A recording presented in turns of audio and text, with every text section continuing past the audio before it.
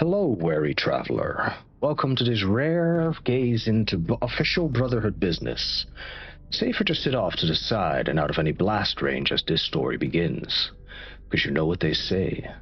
War never changes. 45 minutes, 25 years, and some change has passed since the last Great War. But right now, history is the last thing on the minds of three warriors who find themselves in a situation they thought they came prepared for. So buckle up and try to avoid any stray bullets while we follow these three on the start of this journey. Join up with the Brotherhood of Steel, they said. It'll be fun, they said. Ophelia groaned, dodging behind the pre-war computers that did God knows what. Thankfully, they were designed to withstand the onslaught from a sentry bot's murder hands with high-velocity bullets as a security measure. She would never understand the penchant for extreme violence people were okay with before the war. Bunch of psychotic psychopaths, apparently.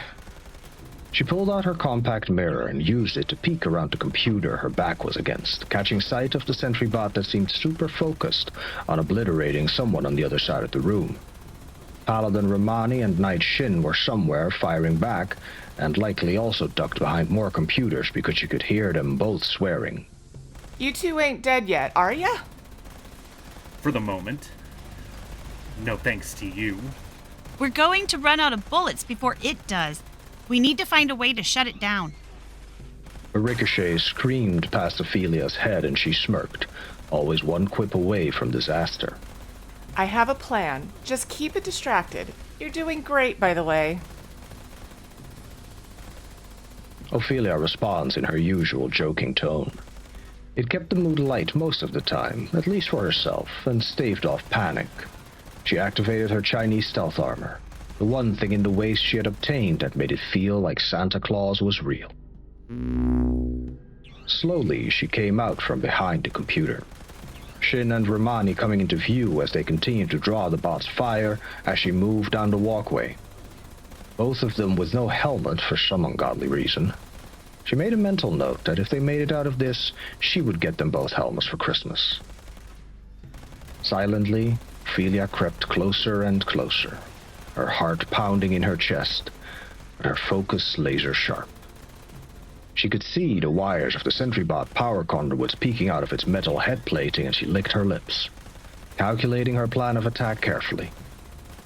Finally, she took a deep breath, ran the last 10 feet, jumped onto the back of the bot, being sure to keep all fingers and toes clear of its moving metal parts as it quickly spun around. Ophelia held on tight with one hand, reaching the other down to grab the wires, pulling as hard as she could to no avail. The sentry bot took another spin, trying to dislodge her from its back. Romani and Shin stared on in shocked amazement. Yeehaw! Remind me to tell Duchess to add a bull riding subroutine to Bessie if we make it out alive.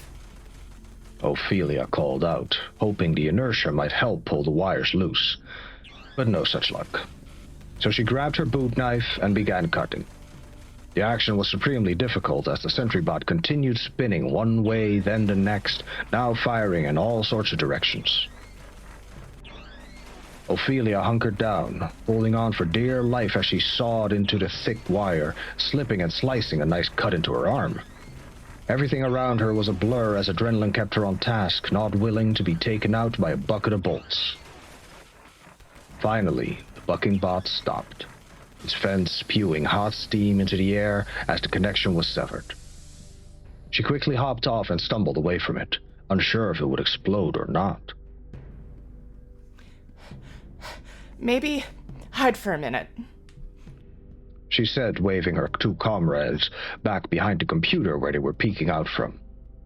Sitting on the floor trying to catch her breath, she heard nothing. No boom, no mechanical whirring noises.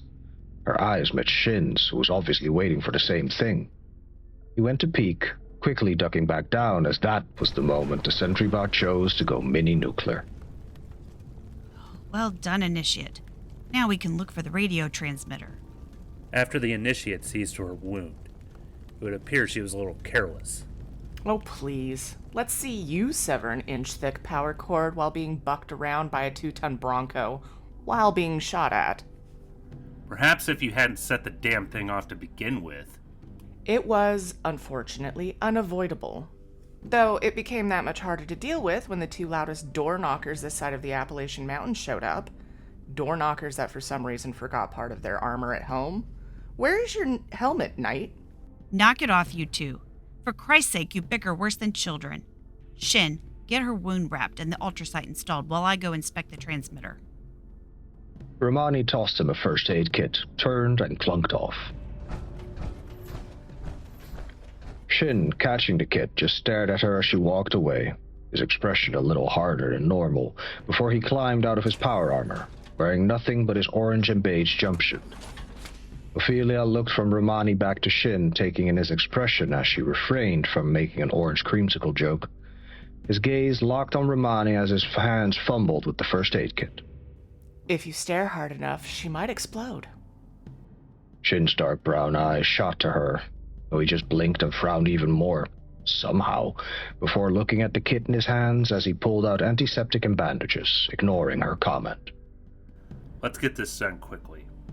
Leaving Romani to fiddle with the transmitter as she pleases doesn't sit well with me. Ophelia glanced over her shoulder a moment while Shin applied some antiseptic to her wound. Hissing from the sting, she looked back at him. What do you mean? You make it sound like you don't trust her. With the wound clean, Shin fumbled with the gauze wrap. Paladin Romani's actions are unbecoming of her station. She carelessly shares resources, takes unnecessary risks, and doles out her trust to anyone who takes interest in joining us, regardless of merit. The Brotherhood she's building is not the one I believe in. Have you talked to her about this? Ophelia asked, watching him wrap her arm tight enough but not to the point it cut off circulation. If it wasn't for his horrible bedside manner, he might have made a decent medic in another world. I've given her several options. She won't listen to me. He finished wrapping her arm with precise, almost surgical efficiency, before returning everything to the medkit. That's not what I meant, Shin. The knight's eyes met hers and his lips parted to speak, but Romani's voice echoed in the distance. I found it! You two go find where to put the ultrasight. Shin closed his mouth and stared off into the distance one last moment before getting back into his power armor. Let's make this quick. Ophelia turned and headed into a room with even more computers with little blinking lights, as Shin's hulking form began to inspect the wall of them. As she held looking for a fitting receptacle for the ultrasight, she had to admit that something did feel off with Romani. Neither Shin nor Romani were giving her the whole story, which for the most part she could understand why. The Brotherhood of Steel were the only ones who guarded information closely, and some things were just private. That didn't mean she wasn't working to earn trust, in order to peel away the layers hiding that information, though. The Overseer did task her with figuring out the Brotherhood's motives, after all. So far, there was nothing drastically concerning as of yet. Key word being yet. So it was continued a journey of being an initiate. I found it. I will get the ultrasight installed. Go check on Romani. The less time she's left alone with the transmitter, the better. Aye, aye, Knight. Ophelia responded calmly as she headed back out into the main room. She saw Romani standing next to the transmitter looking it over, her head dwarfed by the size of her power armor. Ophelia shook her head, thinking Romani and Shin both looked a little silly, much like reverse bobbleheads. Did Knight Shin get held up? Well, perhaps it's for the best. This gives me an opportunity to ask you something. Ophelia couldn't help the quirk of a brow, finding the expression on Romani's face to be mildly unsettling. Ask away. You've been a tremendous asset to the Brotherhood's efforts, and I'd like you to continue to be one. But we can't do that with the shadow of the Elders looming over our shoulders. They're cowards, too obsessed with preventing disaster to pave a new way forward. Under their guidance, we will never rebuild the world. We'll stay rooted in place, guarding a hoard of technology that can be used neither for good nor evil. Here in Appalachia, we have an opportunity to make a real difference, to help the people of today build their own future. So let's cut free and take that opportunity. Tell me, Initiate, are you with me? Ophelia couldn't quite believe what she was hearing, but it was obvious that Romani was primed to pour out information. so she gently pushed forward to see what she could get out of the paladin. What are you saying? I'm saying that this message must not be sent.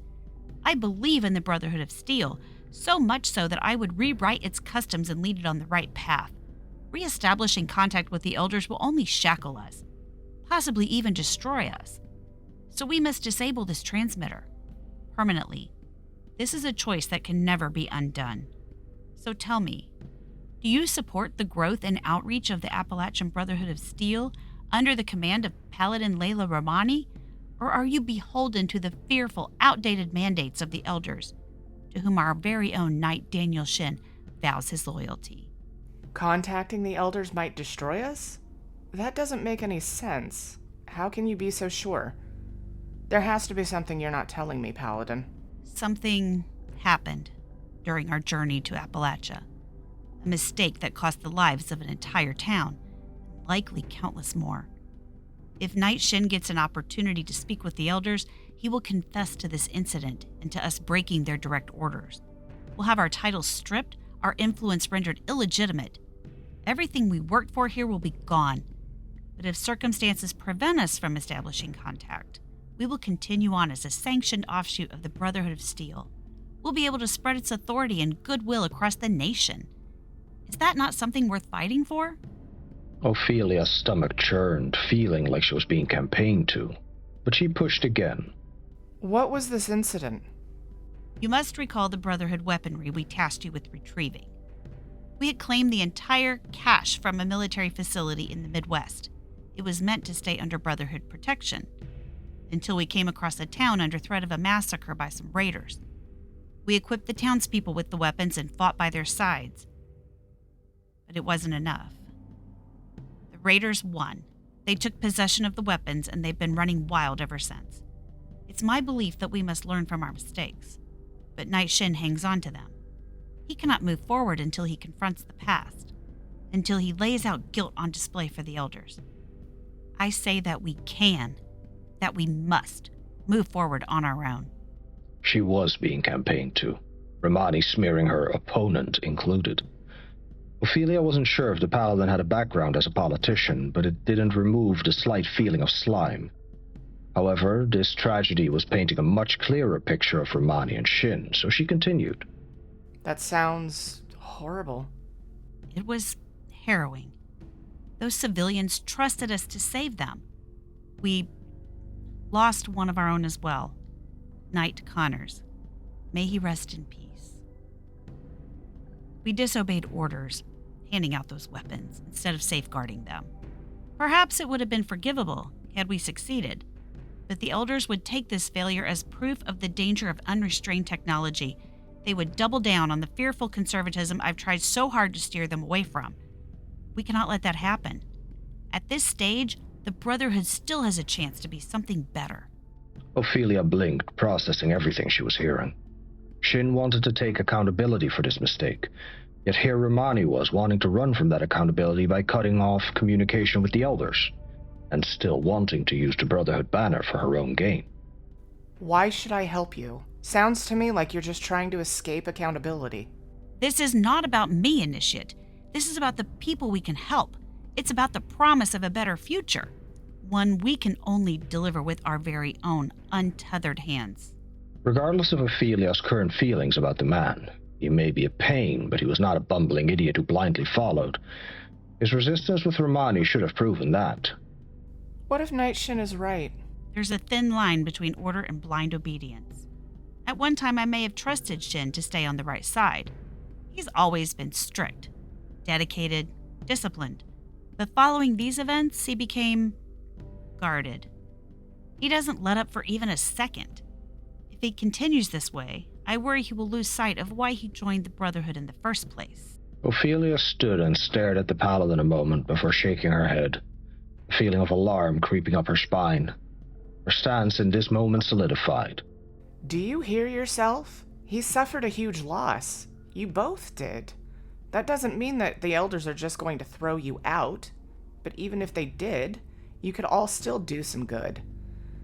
This is not a call for you to make alone, Romani, and I certainly am not about to help you make another mistake. Romani took a breath, displeasure spreading across her face before she took a step toward the transmitter as she raised her glaive, resolved to destroy it anyway when Ophelia stepped between her and the Paladin's goal. Stop! Have you gone mad?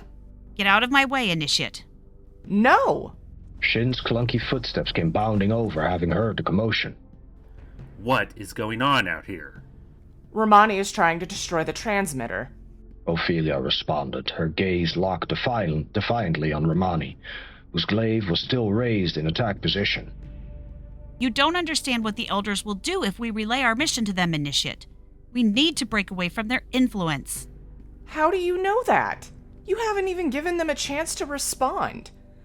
Look, if you don't want to be part of the Brotherhood anymore, that's fine. But don't stand here and pretend that you're doing this to make the world a better place. You don't get to make that choice for these people who joined the Brotherhood of Steel and followed you across the entire American continent under that flag. There's enough wrong with the world without leaders shirking personal accountability because they want to go rogue. The two women stood as they glared at each other. Ophelia's voice echoed off the metal walls until Romani lifted her chin slightly to speak. It is my duty to lead. You aren't leading shit, Romani, and you know it. You're making a huge life-changing decision for other people while keeping it all from them. That's not leading, that's a disgusting grab for power. I will say it again. If you don't want to be Brotherhood of Steel, then that's your call to make. But it is not your call to make for everyone else. If you want to destroy the transmitter, you're going to have to go through me. Romani continued to stare hard at Ophelia, still poised to lunge her glaive forward. The only reason the spear did not shake was due to the power armor stability. Shin's voice then cut through the thick silence. She is right, Romani. Stand down before you do something you'll regret. Are you prepared to lose everything you've worked for, Shin? All because you leaned into compassion and made a mistake. Are you prepared to have your title, your dedication, ripped away because the Elders are unforgiving? I am prepared to be held responsible for my actions. I will not sacrifice my integrity to avoid accountability for my mistakes, Romani.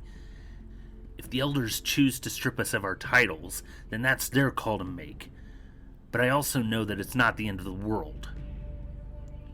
We already lived through that once. For a long beat, no one moved. And as Romani's lips parted to respond, Ophelia stepped forward with both hands up. How about this, okay? A compromise. The Brotherhood does not compromise. The Brotherhood does not compromise with hostile enemies. The Brotherhood should compromise with what is effectively your family.